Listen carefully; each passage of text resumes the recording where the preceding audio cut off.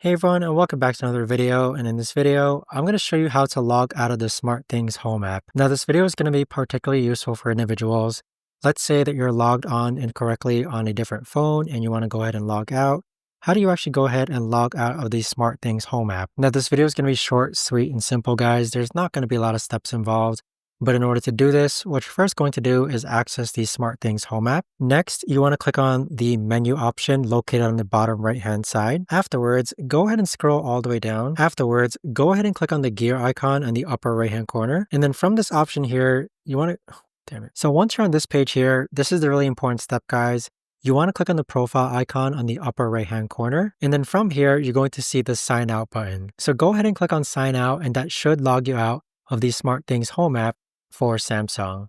But there you have it, guys. That right there is the best and easiest way that I know of to actually go ahead and log out of the SmartThings Home app for Samsung.